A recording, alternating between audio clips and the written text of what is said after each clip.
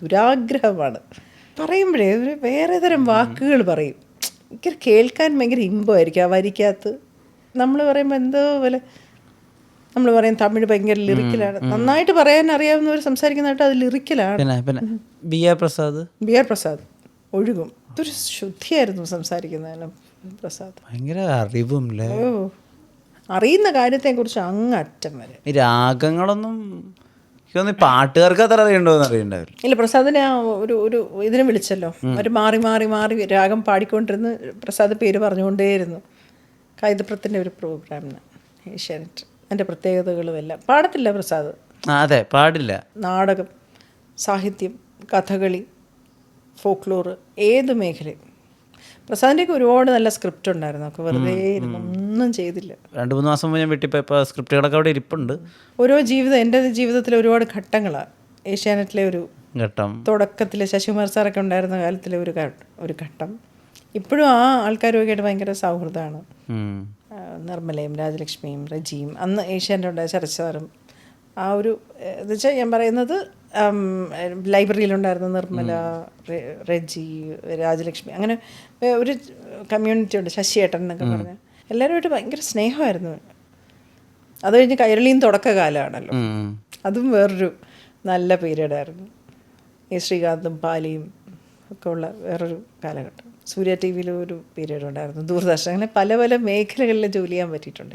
ഈ പഠിത്തം ഇപ്പം ഓരോന്നിങ്ങനെ പഠിച്ചുകൊണ്ടിരിക്കുകയുണ്ടായിരുന്നല്ലോ, അതെവിടുന്ന ഫയർ വന്ന് LLB ജോയിൻ ചെയ്യാം എന്നൊക്കെ? നമ്മൾ ഏതെങ്കിലും തരത്തിൽ മെൻ്റലി ഡൗൺ ആകുമ്പോൾ നമ്മൾ പഠിച്ചാൽ മതി, നമ്മൾ തിരിച്ച് കയറി വരും.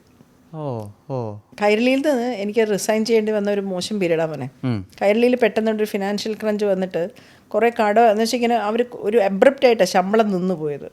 പിന്നെ എൻ്റെ മോനൊരു ഫിക്സൊക്കെ വന്നിട്ടുള്ളൊരു സമയമൊക്കെ ആയിരുന്നു. അപ്പോൾ കുറച്ച് മരുന്നും കാര്യങ്ങളും ഒക്കെ ആയിട്ട് ഭയങ്കര എക്സ്പെൻസും പരിപാടിയൊക്കെ ആയിക്കൊണ്ടിരുന്ന ഒരു സമയത്ത് ശമ്പളം നിന്നുപോയി. അപ്പോൾ അടുത്ത മാസം കിട്ടുമെന്ന് പറഞ്ഞാൽ നമ്മൾ കടം വാങ്ങിക്കുമല്ലോ. അടുത്ത മാസവും കിട്ടുന്നില്ല, അതിൻ്റെ അടുത്ത മാസം അതൊരു 6ാമത്തെ മാസം ആകുമ്പോഴത്തേക്കുള്ള ഒരു അവസ്ഥ ഭയങ്കര മോശം അവസ്ഥയിലോട്ട് കാര്യങ്ങൾ പോയി. കാരണം നമ്മൾ ഈ നിൽക്കക്കള്ളിയില്ലാതെ ഇന്ന് നമ്മൾ ജോലിയും ചെയ്തുകൊണ്ടിരിക്കുക. ജോലിക്ക് ചിലവുമുണ്ട്, ജോലി ചെയ്യാനായിട്ട് ചിലവിനും പോകണം. അപ്പം എനിക്കന്ന് ഗവൺമെൻറ് ജോലി കിട്ടിയതാണ്. ഞാനത് റിസൈൻ ചെയ്തിട്ട് കൈരളിയിൽ തന്നെ തുടരുകയാണ്. അപ്പോൾ ഈ പൈസ നമുക്കൊന്നും ചെയ്യാൻ പറ്റത്തില്ല. കാരണം ഇപ്പം എനിക്കന്ന് 13,000 റുപ്പീസാണ് സാലറി. അപ്പോൾ അത് ഈ മാസം കിട്ടിയില്ല. ശരി, നമുക്ക് അടുത്ത മാസം ചിലവുണ്ടല്ലോ, റോൾ ചെയ്യുക. 3ാമത്തെ മാസം ആകുമ്പം 4ാമത്തെ മാസം ആകുമ്പം പെട്ടുപോകും. നമുക്കൊന്നും ചെയ്യാൻ പറ്റാത്തൊരു അവസ്ഥയിലോട്ട് കാര്യങ്ങൾ എത്തിപ്പോയി. എന്നുവെച്ചാൽ നമ്മൾ പ്രതീക്ഷിച്ചിരുന്നത് നമ്മൾ വേറെ എന്തെങ്കിലും തരത്തിൽ സൂക്ഷിച്ച് വെച്ചിരുന്ന പൈസയും തീരും, ചിലവും ഉണ്ട്, കാര്യങ്ങൾ ഫിനാൻഷ്യലി ഭയങ്കര ഒരു ക്രഞ്ചിലോട്ട് പോയിട്ട്.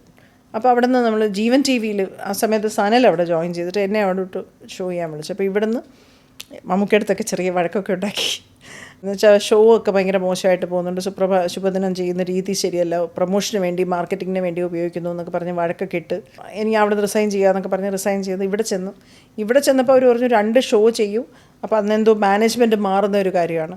മാനേജ്മെൻറ്റ് മാറുമ്പോൾ 2 ഷോ, അമ്മ നക്ഷത്രം എന്ന് പറഞ്ഞൊരു പ്രധാനപ്പെട്ട ഒരുപാട് ഹീറോസായിട്ടുള്ള ആൾക്കാരുടെ അമ്മമാരുടെ വെച്ചിട്ടൊരു ഷോയും എന്നിട്ട് മദേഴ്സ് ഡേ എന്തായിരുന്നു 2 ഷോ, ടോക്ക് ഷോ 2 ഓർഗനൈസ് ചെയ്യാൻ പറഞ്ഞു. അപ്പോൾ എൻ്റെ കയ്യിൽ നിന്ന് തന്നെ വീണ്ടും ഞാൻ പൈസ റോൾ ചെയ്ത് ആ 2 ഷോയും ചെയ്തു. സനലുമായിട്ടുള്ള ബന്ധത്തിൻ്റെ പുറത്ത്. കാരണം സനൽ പറഞ്ഞ് നമുക്കത് ചെയ്യണം. അത് കഴിയുമ്പോഴത്തേക്ക് ഇപ്പം മാനേജ്മെൻറ്റ് മാറും, പുതിയ മാനേജ്മെൻറ്റ് വരും, പുതിയ ആൾ വന്നിട്ട് ചാർജ് എടുക്കും. അങ്ങനെ ഒരാഴ്ച നമ്മളവിടെ ജോയിൻ ചെയ്തു. സുരേഷ് മണിമല സാർ വന്ന് ജോയിൻ ചെയ്തു. ആ സമയത്ത് പുതിയ ഒരാൾ വരുവാണ് ഇതിൻ്റെ ചാർജുമായിട്ട്. ഇപ്പോൾ ഹൊറൈസണിലൊരു മീറ്റിംഗ് ഉണ്ടായിരുന്നു, ഞങ്ങളൊക്കെ പോയി. അപ്പോൾ സാലറി ഡിസ്കസ് ചെയ്യാനായിട്ട് എന്നെ വിളിച്ചു. അപ്പോൾ എൻ്റെ അടുത്ത് പറഞ്ഞു, സാലറി ഒന്നും നോ ബാർ, സാലറി ഒന്നും ആലോചിക്കുകയേ വേണ്ട, എത്ര രൂപ വേണമെങ്കിലും പറഞ്ഞു തരാം, പക്ഷെ സഹോദരിയായിട്ടൊന്നും കാണാൻ പറയരുതെന്ന്. ഞാൻ ആ ഹോട്ടലിൽ നിന്ന് ഇറങ്ങി വീട് വരെ നടന്നു, കരഞ്ഞുകൊണ്ട്, രാത്രി 9:30. ഞാൻ എൻ്റെ ഭൂമിയുടെ അടിയിൽ നിന്ന് മണ്ണൊലിച്ചു പോകുന്ന പോലെ തോന്നി. ഒന്നുമില്ല, കൈരളിയും പോയി, ഈ ജോലിയും പോയി, പൈസയും പോയി, കടവും കയറി, എന്ത് ചെയ്യണമെന്നൊന്നും പറഞ്ഞു. ഇപ്പോൾ വീട്ടിൽ ചെന്ന് ചോദിച്ചാൽ പൈസ വരും, പക്ഷേ ഞങ്ങളങ്ങനെ ചോദിച്ചിട്ടില്ല.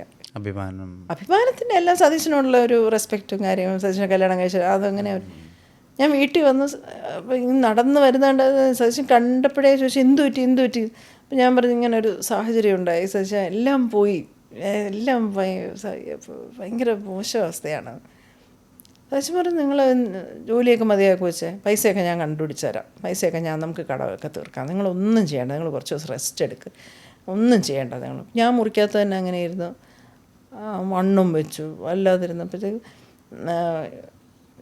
സ്വാമിനാഥൻ എന്ന് പറഞ്ഞ എൻ്റെ ഒരു സ്വാമി ഇപ്പോഴും വീട്ടിൽ വന്നിട്ട് സ്പെഷ്യൽ എന്ന് പറഞ്ഞ ട്യൂഷൻ സെൻ്ററുണ്ട് തിരുവനന്തപുരത്ത്, സന്തോഷ് സാറിൻ്റെ ട്യൂഷൻ സാറിൻ്റെ ക്ലാസ്സിൻ്റെ തമാശകൾ പറയും, ഭയങ്കര വിറ്റ ചിരിച്ച് മരിക്കും. അപ്പോൾ ഇത് കേൾക്കുമ്പോൾ ഞാൻ ഒരുപാട് ചിരിക്കും.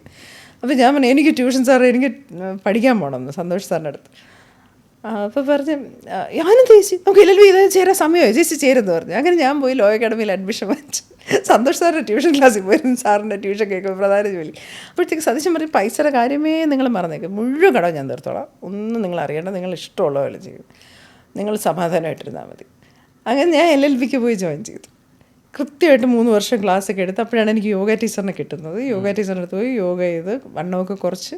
അപ്പോൾ യോഗ ടീച്ചർ ഒരു ദിവസം എന്നോട് പറഞ്ഞു പാർവതി അടുത്തൊരു വർക്ക് വരുമ്പോൾ വേണ്ടാന്ന് പറയരുതെന്ന്. അപ്പോൾ ഞാൻ പറഞ്ഞു ശരി. ആ വന്ന വർക്കാണ് ലാൽ സാറിൻ്റെ ഇൻ്റർവ്യൂ. അപ്പോൾ ആ ഒരു ഫേസ് ഉണ്ട്. അപ്പോൾ നമുക്ക് അങ്ങനെ ആ ഒരു അങ്ങനെ നമ്മൾ ഡിപ്പാവുന്ന സമയത്തെ പഠിച്ചാൽ മതി എന്നാണ് ഞാൻ മനസ്സിലാക്കുന്നത്. തിരിച്ചു കയറി വരാൻ പറ്റും നമുക്ക്. ഞാൻ 3 വർഷവും കോഴ്സിന് പോയി പഠിച്ചു. അപ്പം ഞാൻ വിചാരിച്ചു ചിലപ്പോൾ ഞാൻ മൂട്ട്കോട്ടൊക്കെ എടുത്തിട്ട് ചിലപ്പം ലോ ആയിരിക്കും ഇനി ചെയ്യാൻ പോകുന്നത്. അഭിനയമൊന്നും മനസ്സിൽ പോലും ഇല്ലല്ലോ. വല്ലാത്തൊരവസ്ഥയായിരുന്നു അന്ന്. ആ ജോലിയും കൂടെ ഞാൻ വേണ്ടാന്ന് വെക്കുകയല്ലേ. ഞാൻ കടലെടുത്ത് പോയി. ഞാൻ ഒരു നിമിഷം ആ പൈസയും പോയി, അവിടെ ഇൻവെസ്റ്റ് ചെയ്ത പൈസയും പോയി. എന്ത് ചെയ്യണമെന്ന് അറിയില്ല. വേണമെങ്കിൽ നിന്ന് സഹകരിക്കാം, ഇല്ലെങ്കിൽ അങ്ങനെ അങ്ങനെ പറയുകയാണ് നമ്മുടെ അടുത്ത് ഒരു മീറ്റിംഗ് വിളിച്ചു കൂട്ടിയിട്ടില്ല. മീറ്റിംഗ് ഇല്ല, അല്ലാതെ off record. Off record blank ചെക്കാണെന്ന് ശമ്പളം. ഓക്കേ എന്ന് പറഞ്ഞ് അവിടെ നിന്ന് ഇങ്ങനെ ഇറങ്ങി ഞാൻ ഹൊറൈസണിന് വീട് വരെ ഇങ്ങനെ നടന്ന് കണ്ടിയിൽ നിന്ന് ഇങ്ങനെ വെള്ളം വന്നുകൊണ്ടിരിക്കുക. എനിക്കൊന്നും ഓർമ്മയില്ല.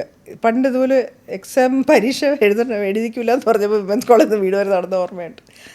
അന്ന് പക്ഷേ ചോദിച്ചാൽ തേക്കുപടത്തി അച്ഛനെ കണ്ട. അച്ഛൻ വന്ന് വണ്ടി നിർത്തി, നീ എന്തോ ഇങ്ങനെ നടക്കുന്നത്, വണ്ടി കയറുമെന്ന് പറഞ്ഞു. ഇതാരും വരാനില്ലായിരുന്നു, ഞാൻ വീട് വരെ നടന്നു. കാരണം എൻ്റെ ഒരു ഓട്ടോ വിളിക്കാൻ പോലും പൈസയും ഇല്ല, ഒന്നുമില്ല, ദാരിദ്ര്യം. കാരണം കടം. അതിനിടയ്ക്കൂടെ ഞാൻ ആർക്കൊക്കെ മാലവടയം വെച്ച് പൈസയും കൊടുത്തിട്ടുണ്ട്. അതിൻ്റെ ഇടയിൽ ദാനധർമ്മം വേറെ, അതും അതിൻ്റെ ഇടയിൽ കൂടെ ഉണ്ട്. അപ്പോൾ പണയമൊക്കെ ഇരിക്കുന്നു, എൻ്റെ പണയമൊക്കെ ഇരിക്കുന്നത് കഴുതി കിടന്നതൊക്കെ പണയത്തിലാണ്. അന്ന് അജി സാറിന് ആർക്കും ഒരാൾക്ക് സ്കൂളിലും മക്കൾക്ക് ഫീസ് കൊടുത്തില്ല എന്ന് പറഞ്ഞപ്പോൾ പണയം വെച്ച് പൈസ കൊടുത്ത്. ആർക്കൊക്കെയോ കൊടുത്ത് എന്ന് വെച്ചാൽ എല്ലാം വിചാരിക്കുന്നത് ഇപ്പം അടുത്ത മാസം ശമ്പളം കിട്ടുന്നതാണല്ലോ മോനെ, അടുത്ത മാസം ശമ്പളം കിട്ടുന്നതാണല്ലോ നമ്മൾ വിചാരിക്കുന്നത്. പിന്നെ ഒരുപാട് നാളെ ശമ്പളം കിട്ടി തിരിച്ച് കൈലിയുടെ. പക്ഷെ ആ ഒരു പീരീഡ് ഭയങ്കര വിഷമമായിരുന്നു. ഈ സെലിബ്രിറ്റി ആയിട്ടുള്ള ജീവിതം എങ്ങനെ ഉണ്ട്? അങ്ങനെ ഒരു ജീവിതം എനിക്ക് എന്തോന്ന് അറിയത്തില്ല. വല്ലപ്പോഴും നിങ്ങൾ വിളിക്കുമ്പോൾ മേക്കപ്പ് ഇട്ടോന്നിരിക്കണം, അല്ലാതെ സെലിബ്രിറ്റി ഒന്നും അല്ല ഞാൻ. എന്താണത്? സന്തോഷാറായിട്ട് വിളിക്കും. അല്ല തിരക്കിലാണോ ചോദിക്കും. അല്ല എന്ന് പറയും, അല്ലെങ്കിൽ ആണ് എന്ന് പറയാം. എന്നാൽ പിന്നെ വിളിക്കാം ഒരു ഫോൺ വയ്ക്കും, അത്രേ ഉള്ളൂ. സിനിമ വല്ലതും കണ്ടോ? ഇപ്പം ഏത് സിനിമയാണ്? അപ്പം വേറെ സിനിമയില്ല. അപ്പം പിന്നെ വിളിക്കാം എന്ന് പറയും. ഇതാണെന്നൊന്ന് സെലിബ്രിറ്റിയിൽ ഞാൻ അറിയുന്ന ഒരേ ഒരു കാര്യം, വേറെ ഒന്നും